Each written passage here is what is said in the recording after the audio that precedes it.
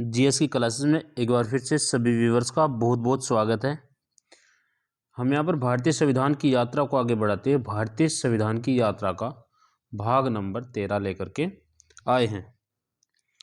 इससे पहले के भाग नंबर 12 तक हमने डिस्कशन कर लिए हैं और आगे के जो भारतीय संविधान है उसको हम यहाँ पर डिस्कशन करेंगे। तो इससे पहले हमने जो डिस्कशन किया था आप देख सकते हैं 1973 के बाद अनुसूची 9वीं अनुसूची में शामिल किए गए थे कुछ विषय, उनके बारे में हम यहाँ पर डिस्कशन आपसे किया था इससे पहले की वीडियो में। आज हम यहाँ पर डिस्कशन करेंगे आधारभूत ढांचे के विचार की आलोचना क्या है, इसके बारे में हम यहाँ पर डिस्कशन करेंगे। तो आइए देखते हैं। आलोचकों के अनुसार न्यायपालिका ने संसद को संविधान से प्राप्त संशोधन की शक्ति को सीमित कर दिया। किसने कराया है? न्यायपालिका ने कर दिया है। संसद को संविधान से प्राप्त शक्तियों को सीमित कर दिया। इसलिए आधारभूत ढांचे के सिद्धांत पर न्यायपालिका आधारभूत ढांचे के सिद्धांत पर संसद की शक्तियों में अतिक्रमण कर रही है अथवा न्यायपालिका सक्रियता का दृष्टिकोण अपना रही है। पॉइंट नंबर 2 क्या कहता है? पॉइंट नंबर 2 कहता है न्यायपालिका ने स्वयं यह माना कि शक्ति का पृथक्करण संविधान का आधारभूत ढांचा है। शक्ति का पृथक्करण संविधान का आधारभूत ढांचा है, परंतु आधारभूत ढांचे के सिद्धांत पर इस मान्यता की अवहेलना कर रही है।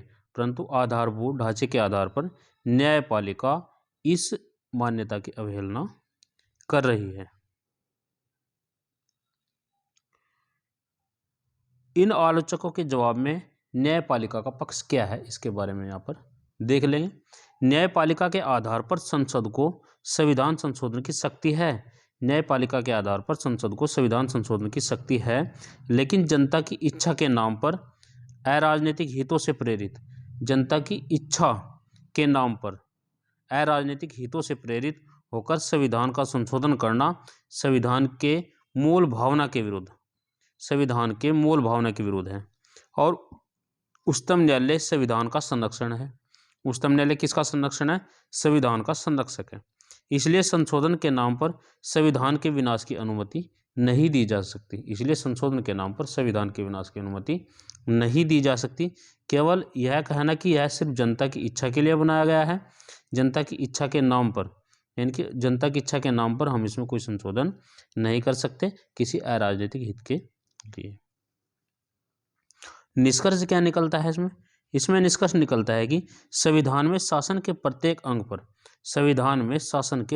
अंग पर निश्चित प्रतिबंध आरोपित है। क्या आरोपित है? निश्चित प्रतिबंध आरोपित है और सरकार के तीनों अंग एक दूसरे के पूरक हैं। सरकार के तीनों अंग क्या हैं? एक दूसरे के पूरक हैं।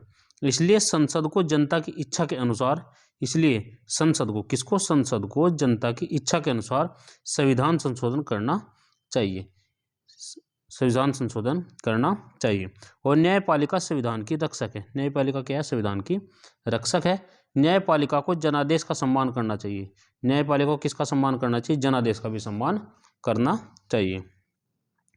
परंतु संसद को भी न्यायपालिका के विरुद्ध अतिक्रमण नहीं करना चाहिए। लेकिन संसद को भी न्यायपालिका के विरुद्ध अतिक्रमण नहीं करना चाहिए। अब इसमें 2 प्रश्न पूछे गए थे। पहला प्रश्न ये है, संविधान में संशोधन करने के स्वैच्छिक अधिकार पर भारत का उच्चतम न्यायालय नियंत्रण कर रखता है, इसकी समालोचनात्मक विवेचना कीजिए। दूसरा प्रश्न क्या पूछा गया था?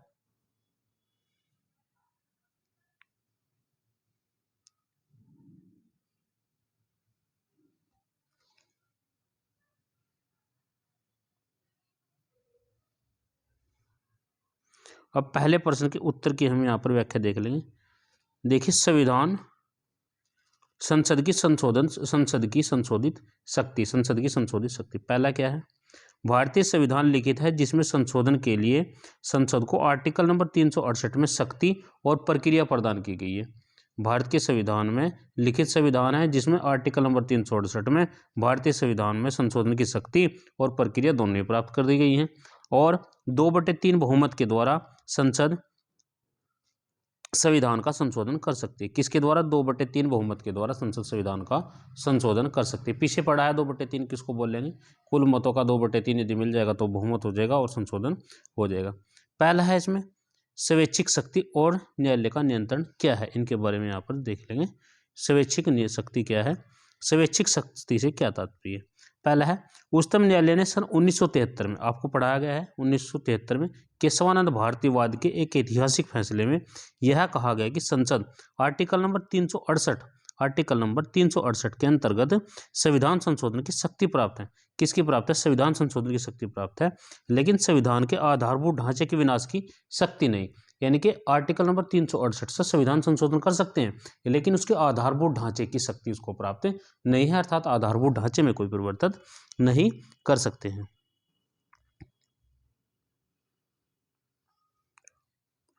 और आधारभूत ढांचे में परिवर्तन संसद की मनमानी या स्वेच्छाचारी शक्ति कहा जाएगा। इनके यदि आधारभूत ढांचे में परिवर्तन कर भी रही है संसद, तो उसको मनमानी या स्वेच्छाचारी शक्ति यहाँ पर कहा जाएगा। ये किसने कहा? उच्चतम न्यायालय ने कहा है। दूसरा है न्यायालय का नियंत्रण। न्यायालय का नियंत्रण किस प्रकार से होगा? उच्चतम न्यायालय संविधान का रक्षक है। उच्चतम न्यायालय किसका रक्षक है? संविधान का रक्षक है। और 99वें संविधान संशोधन को उच्चतम न्यायालय ने रद्द कर दिया है। किसको? 99 संविधान संशोधन को उच्चतम न्यायालय ने रद्द कर दिया है। और ये कहा है कि क्या कहा है? और ये कहा है कि न्यायपालिका की स्वतंत्रता संविधान का आधारभूत लक्षण है। न्यायपालिका की स्वतंत्रता संविधान का आधारभूत लक्षण है, जिसे संविधान संशोधन द्वारा भी नहीं हटाया जा सकता। संविधान संशोधन के द्वारा भी इसको नहीं हटाया जा सकता। आलोचना क्या है इसकी? आलोचना के बारे में देख लेंगे। आलोचना में कहा गया है कि संसद की संशोधन की स्वैच्छिक शक्ति के नाम पर न्यायपालिका को अपने संवैधानिक दायित्व से वंचित कर रही है, क्योंकि संविधान संसद को ही संशोधन की शक्ति प्राप्त है।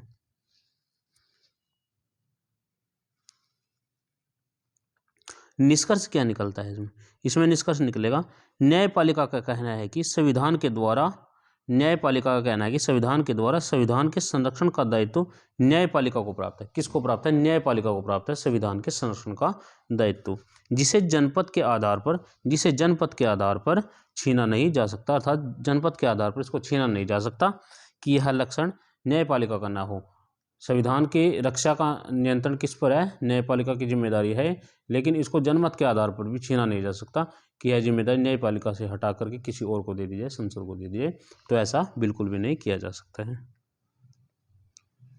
यहाँ पर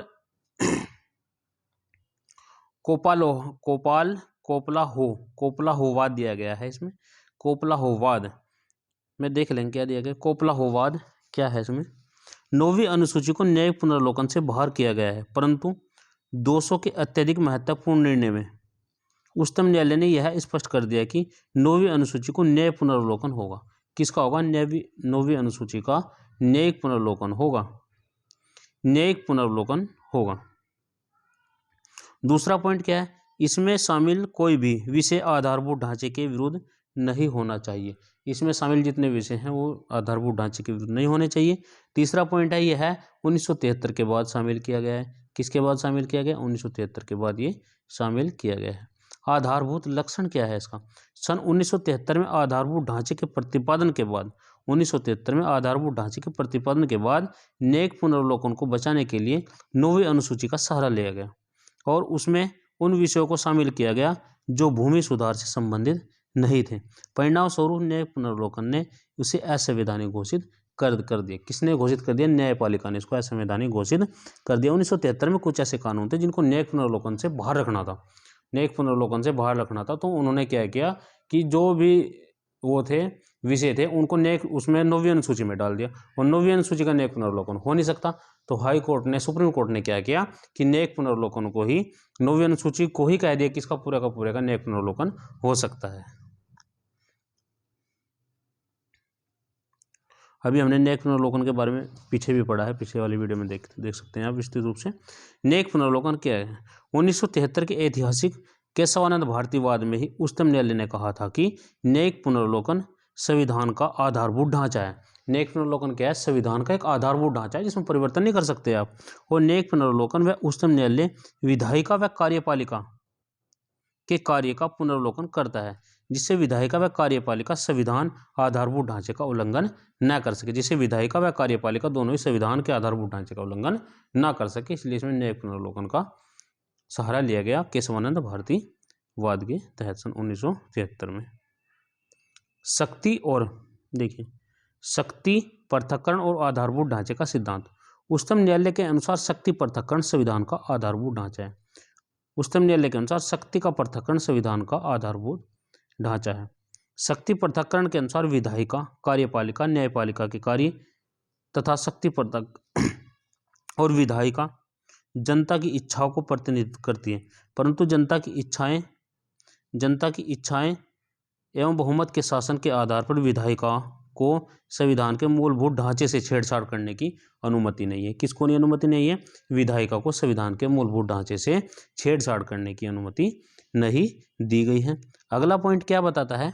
अगला पॉइंट बताता है, यहाँ पर आप देख सकते हैं, अगला पॉइंट बताता है आपको, संसद में बहुमत प्राप्त कोई भी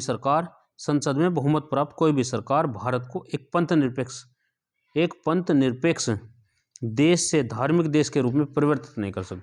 देखिए यहाँ पर ये महत्वपूर्ण प्रश्न हो जाता है कि कोई भी सरकार भारत को एक पंथ निरपेक्ष देश, भारत क्या है? एक पंथ निरपेक्ष राष्ट्र, यहाँ पर राज्य का कोई धर्म ही नहीं है, एक धार्मिक देश के रूप में परिवर्तन नहीं कर सकती, चाहे सरकार कोई भी हो। इसलिए संविधान में संसद द्वारा निर्मित विधि और कार्यपालिका के द्वारा किए गए कार्य को नियंत्रित करने के लिए न्यायपालिका का प्रावधान किया गया है। किसका प्रावधान किया गया है? न्यायपालिका का प्रावधान किया गया है। संसद द्वारा निर्मित विधि और कार्यपालिका द्वारा किए गए कार्य को दोनों को नियंत्रित करने के लिए किसका प्रावधान किया गया है? न्यायपालिका का प्रावधान किया गया है। इनके संसद द्वारा जो विधि बनाएगी उसको भी, और कार्यपालिका के जो कार्य होंगे उन सभी को नियंत्रित करने के लिए न्यायपालिका का प्रावधान यहाँ पर किया गया है। पॉइंट अगला क्या कहता है? अगला पॉइंट कहता है संसद के अनुसार मूलभूत ढांचे का सिद्धांत। संसद के अनुसार मूलभूत ढांचे का सिद्धांत शक्ति के पृथक्करण की धारणा का विरोधी है। किसका विरोधी है? शक्ति के पृथक्करण की धारणा का प्रबल विरोधी है, जिससे संसद की शक्तियों में हस्तक्षेप किया गया है। जिससे किसकी शक्तियों में हस्तक्षेप किया गया है? संसद की शक्ति में हस्तक्षेप किया गया है। परंतु उच्चतम न्यायालय का यह तर्क है कि शक्तियां असीमित नहीं है, कि संसद की शक्तियां क्या नहीं है? असीमित नहीं है। इसलिए संसद संविधान संशोधन के नाम पर संविधान का विनाश नहीं कर सकती। इसलिए संसद क्या है? संविधान संशोधन के आधार पर संविधान का विनाश नहीं कर सकती, अर्थात संविधान को समाप्त नहीं कर सकती संविधान संशोधन के आधार पर, क्योंकि संसद की शक्तियां क्या कर दी? सीमित कर दी हैं।